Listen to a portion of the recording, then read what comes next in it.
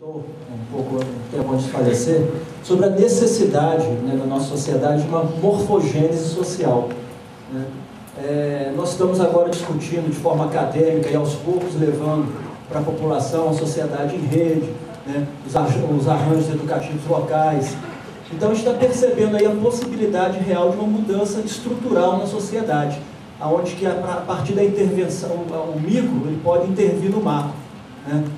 Eu gostaria de saber, né, dos amigos aí, sobre essa questão real dessa morfogênese social, essa capacidade de mudança estrutural a partir dessa sociedade em rede, a partir do arranjo educativo local, né, e dessa mudança estrutural da nossa sociedade.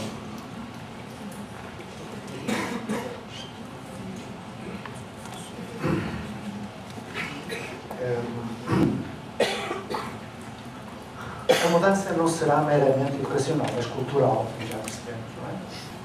E o Brasil, eu conheço mal o Brasil e não é um teórico, prático, gringo que vem ensinar aos brasileiros o que é o Brasil. Mas eu percebo que o Brasil tem mesmo esse potencial de transformação, mas tem que rever muito daquilo que é enquanto país, enquanto pessoas. Porque o Brasil, antes, ou melhor, quando acontecer essa morfogênese, não é? O conceito é esse, antes tem que haver uma grande transformação em outros domínios, que não apenas sociais. Mas eu acho que não vou perder por aí, até poderia perder mesmo, sem grande utilidade. Vou dizer aquilo que eu sinto, porque pensar é estar doente dos sentidos, daquilo que sinto, das impressões que tenho no Brasil em relação a isso. Eu considero que o Brasil vive em subculturas e vive muito dependente de algumas culturas importadas. O Brasil conhece tudo o que se passa lá fora, mas não tem instrumentos de mudança interna porque despreza aquilo que tem cá dentro.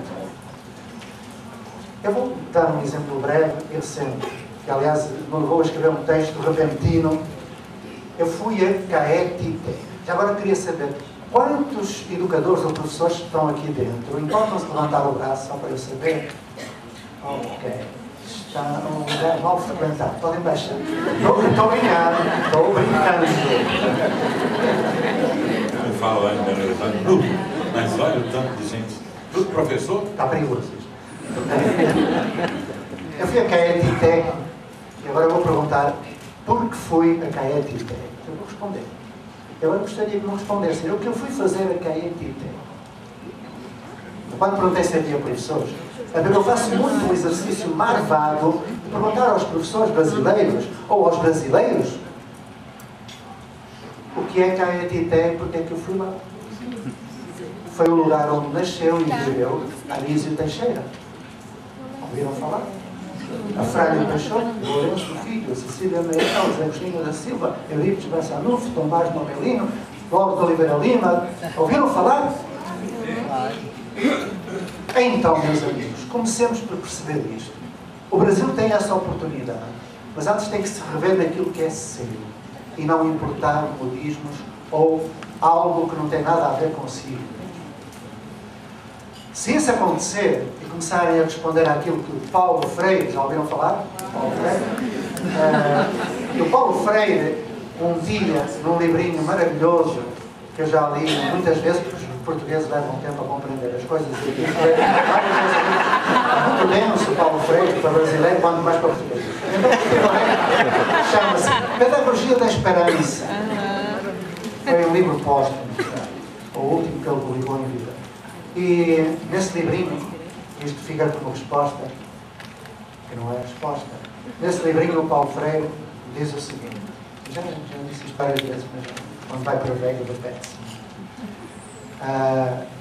Os brasileiros deverão deixar de pautar a sua reflexão pedagógica deverão deixar de nortear a sua reflexão pedagógica. Olhai a carga. Nortear, orientar. Linguagem produz cultura. Cultura produz... Linguagem reproduz cultura. Nortear quer dizer que a solução vem dos Cabrais, dos Piaget, dos Vygotsky, dos Dewey, do Norte. Não é? A linguagem produz cultura. Quando nós falamos, por exemplo, há um bocadinho, grade curricular. grave. Carga horária, carga é gênio, não é? Classe, olha aí, classe, segmentação cartesiana, hierarquia, tudo tem a ver com isso. Quando nós questionamos exatamente isso, percebemos que Paulo Freire tinha razão.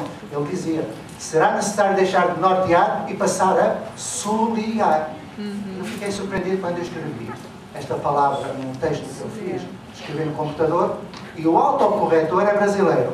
E não sublinhou a vermelho nortear, mas sublinhou a vermelho soliar. Sintoma de dependência, sintoma de parcerotismo.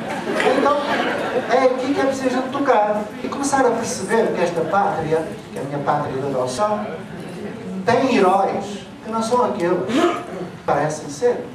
Haverá essa morfogênese quando o Brasil, por exemplo, perceber, e perdoai quem estiver em desacordo, que aqueles que têm como heróis Duque de Caxias, Floriano Peixoto, não passaram de assassinos, de genocidas.